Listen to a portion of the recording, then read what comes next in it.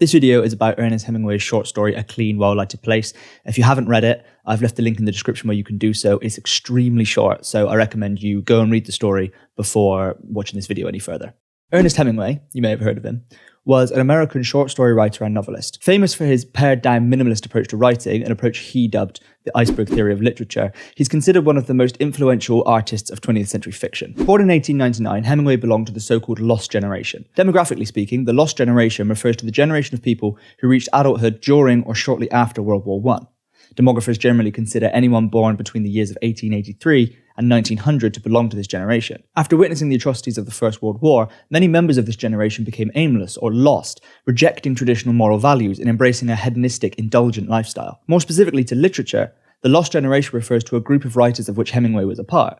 Hemingway, F. Scott Fitzgerald, Gertrude Stein, and T.S. Eliot, among others. American expatriates living in Paris in the years following the war and writing about their generation's struggles. Gertrude Stein is even credited with creating the term, and it was popularized when Hemingway quoted Stein for the epigraph of his debut novel, The Sun Also Rises. Alongside the rampant drinking and decadence present in their work, the Lost Generation were also concerned with alienation and disillusionment as they grappled to find meaning in their lives. Hemingway's story, A Clean, Well-Lighted Place, is a prime example of this kind of work. First published in Scribner's magazine in 1933, and later included in Hemingway's third and final short story collection, Winner Take Nothing, that same year, the story takes place in a cafe in Spain during the early hours of the morning. Two waiters, who are not named and are only distinguished by the fact that one is old and one is young, are waiting for their last patron, an old deaf man, to leave so that they can close up and go home. The waiters watch the old man and talk about him. One of the waiters has heard that the old man tried to commit suicide, and they speculate on his reasons. We see how the two waiters react differently to this old man drinking at their cafe. The young waiter is selfish and impatient, going so far as to tell the old man that he should have killed himself last week so that he can go home to his wife. The older waiter reacts differently. He understands why the old man needs the cafe, and even says that they're of the same kind. "I am of those who like to stay at the cafe," the older waiter said, "with all those who do not want to go to bed, with all those who need a light for the night." And at the end of the story, we learn why. The older waiter is afraid of nothingness. In a story that only contains around 1,500 words, the word nothing, or its Spanish translation nada, appears no less than 30 times, 29 of them being attributed to the same character, the older waiter. The story's central thematic exploration occurs around the meaning of this word. As the story ends, we become privy to the older waiter's internal monologue. What did he fear? It was not fear or dread. It was a nothing he knew too well. It was all or nothing, and a man was nothing too. Nothing here doesn't mean an absence of any particular thing. The older waiter doesn't fear a lack of anything, but rather a nothingness that exists, that pervades the universe and descends over him like darkness. He cannot find meaning, for when he searches for it, he finds only nothingness. The older waiter, and we're led to believe the old drunk man, see the word as defining a kind of metaphysical void, oppressive in its depth. While the younger waiter defines himself by everything that he has, everything about the older waiter is defined by what he lacks. He himself says that he lacks everything but work, and even in trying to delude himself to his own despair, he tells himself that it is probably only insomnia, a condition entirely defined by the absence of something. Ask anybody who suffers with insomnia, and they won't tell you about their abundance of wakefulness, but rather their lack of sleep. The ideas that Hemingway is exploring here are among the foundational elements of existentialism. Although the term existentialist wouldn't be coined until around a decade later, when one French philosopher, and I apologise for my pronunciation here, Gabriel Marcel, would apply the term to another French philosopher, Jean-Paul Sartre, the philosophical tradition dates back at least as far as the 19th century and the works of Søren Kierkegaard.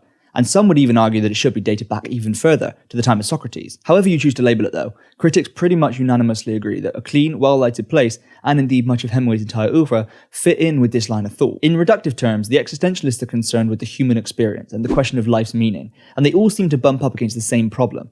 Life has no clear or intrinsic meaning. To the existentialist, the human experience is defined by an existential angst that arises when we're faced with this meaninglessness. Hemingway's nada is Camus' absurd, or Heidegger's nothingness. The story also bumps up against Friedrich Nietzsche's ideas of nihilism, the philosophy that life has no meaning, and the subsequent rejection of the notion of morality. The story has certainly been characterized by many as a purely nihilistic one.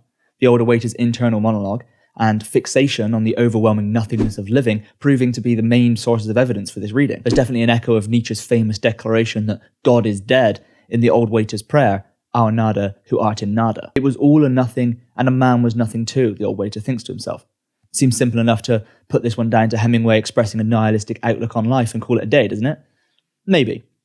But maybe not. Perhaps the main point of diversion between existentialism and nihilism is that while both philosophies acknowledge the lack of any inherent meaning in the universe, the existentialists don't then extend this to dismiss morality or any self-created meaning. In fact, a central idea in the works of philosophers like Søren Kierkegaard or Albert Camus is the idea of pushing through encounters with the absurd. They argue that, in fact, the only way to achieve authentic happiness is to acknowledge that life is meaningless and to live in accordance with one's own personal set of values. Without a preordained purpose to strive towards, humans are free to create their own meaning in life, decide their own purpose, and derive authentic contentment from applying themselves to it. Perhaps this is what the old waiter is trying to do. He tells his colleague how each night he is reluctant to close up because there may be someone who needs the cafe. The cafe is different from the other bars and bodegas that are around because it is a clean and pleasant cafe. It is well lighted. And we see that this is true when, on his way home, the old waiter stops at a bar where the light is very bright and pleasant, but the bar is unpolished. The old waiter cannot find what he's searching for, and so he aims to provide it for any others who may also be searching. This is his self-appointed purpose. Looked at this way, the old waiter becomes a kind of Sisyphean figure, the clean, well-lighted cafe his boulder. And while he explicitly rejects religion, you may argue that cultivating the cafe in the way he does is akin to creating a sanctuary for others who may be lost, a sort of church for the churchless. But while this serves as evidence that the old waiter is not purely nihilistic, it would also be a simplification to say that he is entirely not nihilistic. It seems clear that he is reluctant to close the cafe, not just for others who may need it, but also for himself, as evidenced by the fact that he tries to find a direct analogue on the way home. The cafe is his source of light to stave off the darkness, and without it, the darkness threatens to consume him. Rather than darkness bringing him the comfort of sleep, the old waiter lies awake in the darkness and can only sleep when daylight comes. And if we look at the old waiter through the lens of existentialism, we can see that he hasn't quite achieved the full authenticity of life that comes with acknowledging the absurdity of life. He's still in denial of it, dismissing his despair as insomnia. The three characters in the story seem to be placed along a kind of scale of existential angst that corresponds to their age. The young waiter is confident and doesn't question the meaning of his life. The old man, on the other end of the scale, is in such despair that he makes an attempt at suicide. And the old waiter is caught between the two of them. Hemingway draws comparisons between the three. The two waiters share the same job. The old man once had a wife, just like the young waiter does, and he also has plenty of money, although that doesn't seem to have helped stave off the despair any. And the older waiter and the old man are both of those who like to stay late at the cafe. Perhaps in drawing these parallels, Hemingway is suggesting that none of us could escape the nothingness forever. Or perhaps he's suggesting that the two waiters aren't actually of two different kinds, but rather they're of the same kind, merely at different stages in life. Or maybe the three characters represent Hemingway himself. He certainly seems to identify most strongly with the older waiter, but he could see himself in all three characters. The young waiter being the young, confident man he was in his youth, the old man, the person he's afraid to become, and the older waiter who he is now, caught between the two, struggling to keep his head above water. And if we look again at the older waiter's internal monologue, we see evidence of a kind of cognitive dissonance, like he's being pulled in two different directions philosophically. We're told that he fears something, but then directly we're told that it's nothing. It's nothing, and yet he knows it all too well. It's a nothing that is a something. And even his version of the Lord's Prayer, while it seems to be rejecting totally the notion that religion can bring any kind of order to the chaos of the universe, it still exists within the framework of a prayer. In positioning himself so resolutely opposite the idea of religion, he's kind of implicitly avowing it as a legitimate system of belief. His anti-prayer is still a prayer, a kind of apotheosis of nothingness. And this brings us to the most ambiguous and perhaps controversial element in analysing this story. The dialogue. You may have found while you were reading the story that you couldn't always tell exactly which waiter was speaking. Hemingway only clearly assigns dialogue a handful of times, often choosing instead to use the ambiguous dialogue tag, "one waiter said." And even when he does clarify which waiter is speaking, the conversations that follow tend to proceed with no dialogue tags whatsoever. If you did feel confusion while reading, don't worry, you're not alone. So much so, in fact, that this has proven to be the most well-covered topic in regards to this story in the world of literary criticism, with some feeling that this confusion is so irreconcilable that it can only be the result of an error, either from Hemingway himself or some typographical error in the printing of the story. So let's just have a quick look at the history of this issue. So the story was first published in 1933. And then there seemed to be 26 happy years of everybody reading the story, enjoying it, and sticking it in any anthology in which it would fit. But then in 1959, two articles on this matter emerged. The articles in question actually appeared next to each other in the same issue of the lit journal College English in February of 1959, and were written by F.P. Kruger and William Colburn, respectively.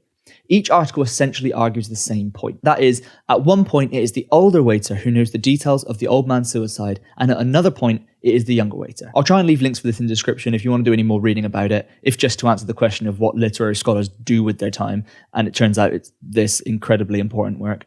But essentially the problem arises from Hemingway's lack of dialogue tags, and in tracing through the dialogue in the traditional typographical manner, that being that a new indented line designates a new speaker, there's an inconsistency in the dialogue, an inconsistency that F.P. Kruger described as an insoluble problem. William Colburn outlines the issue nicely in his aforementioned article, Confusion in a Well-Lighted Place. One line, we can assign to the younger waiter because of information which is brought out later. Quote, he's lonely. I'm not lonely. I have a wife waiting in bed for me, end quote. Using this line as a reference point, we can trace backwards in the story the alternate lines and discover that it is the younger waiter who is asking about the old man's attempt at suicide, and it's the older waiter who knows the details as to the method and who prevented him. Counting forward in the story from our reference line, however, we find the older waiter saying, I know, you said she cut him down.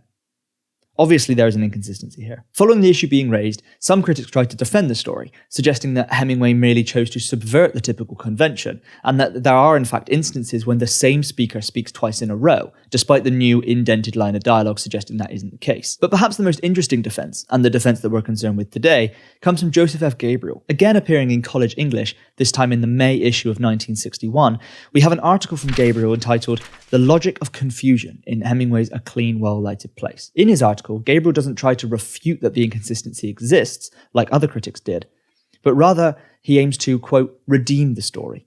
That is, to establish by an alternative reading the validity of the dialogue just as we have it. As far as Gabriel sees it, there was no error in the dialogue. We have here one of the most artfully contrived pieces in the Hemingway canon. In short, the inconsistency in the dialogue is deliberate, an integral part of the pattern of meaning actualized in the story. Taking as his starting point that the story is about nada, quote, a point upon which all critics can agree, end quote, Gabriel draws our attention to the conspicuous ambiguity present in the very first line of dialogue, which is simply attributed with the tag, one waiter said. Gabriel contends that by not telling us which of the waiter is speaking, Hemingway expects us to consider both possibilities. When viewed this way, the story becomes not only about nada or nothingness, but also the difference in meaning that word has coming from each waiter. Let's have a look at that opening dialogue and see how the meaning of the word changes depending on who speaks first. Last week he tried to commit suicide, one waiter said. Why? He was in despair. What about? Nothing. How do you know it was nothing? He has plenty of money. The most traditional and widely accepted reading of these lines is that it is the young waiter who speaks first, and it is he who has the details of the old man's suicide attempt. Many critics have argued that this is the only reading that makes any possible sense, given what we learn later about the two waiters. That is that the young waiter is a materialist who cares about money and sex, and that the older waiter is an existential nihilist consumed by thoughts of the absurd. And certainly this reading has merit. The young waiter says that the old man was in despair about, quote, nothing, end quote, meaning we assume that he had no reason to despair. He gives his reason for this as being that he has plenty of money. The insinuation, of course, being that one has nothing to despair about if one has money, thus reinforcing the view as the young waiter is materialist. Gabriel, however, disagrees that this is the only valid inference. As he sees it, quote, there are at least two concepts of nada in the story, end quote. And once we come to see that, quote, it is equally reasonable to assign the word in question to the older waiter, end quote. Here, though, the lines take on a very different meaning. Coming from the older waiter, nothing no longer means for no reason, but rather it is the same nothing that we see plague the older waiter's internal monologue later in the story, the nothing of chaos and meaninglessness in the universe. The young waiter's follow-up question fits here as well, as it makes sense that he wouldn't understand the full implications of the word as used by the older waiter. And the older waiter's explanation that he has plenty of money now simply serves to reinforce the idea that the old man's despair doesn't come from want of anything material, and thus must come from a metaphysical concern. Far from seeing this ambiguity as a mistake, Gabriel considers this dual reading to be essential in understanding Hemingway's, quote, experiment in multiple meaning, making use of the range of semantic possibilities inherent in the words nada and nothing, end quote. For Gabriel, this is an example of Hemingway creating a, quote, perfect ambiguity, end quote. And he even goes so far as to claim that, quote, all merely one-valued interpretations of its meaning are simplistic and therefore inadequate, end quote. If this interpretation interests you, I encourage you to do the same thing with the interaction that the two waiters have when they see the soldier walking with the girl outside of the cafe. And if you do, please share your thoughts in the comments. But for now, we're going to look at the culmination of Gabriel's argument. In his words, it is the principal thesis of this paper that the dialogue in the story operates on two levels. It operates in the conventional manner, discursively conveying the essential features of the older waiter's vision, and it operates symbolically, actually representing through its construction the kind of world he experiences.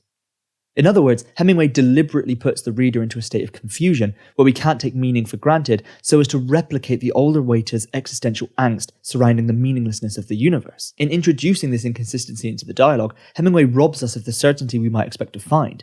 In a story that is so dialogue heavy, it's the dialogue we look to ground our understanding, and yet it is also this that confuses us. As Gabriel puts it, quote, Hemingway has brilliantly actualized a world where meaning is no longer guaranteed by omniscience, end quote. If you don't find Gabriel's argument particularly compelling, don't worry, nor did the publisher Charles Scribner Jr., who ordered that the text be amended in 1965 to eradicate the inconsistencies in dialogue. While more modern printings tend to restore the original text, the amended versions are still out there in collections and anthologies, giving rise to a situation where, as described by Warren Bennett, quote, there are two different stories by Ernest Hemingway, both entitled A Clean, Well-Lighted Place, end quote. But taken together, Gabriel's assertion that the inconsistency in dialogue is a deliberate ploy may actually strengthen our earlier interpretation that the three characters represent the philosophical development of one person.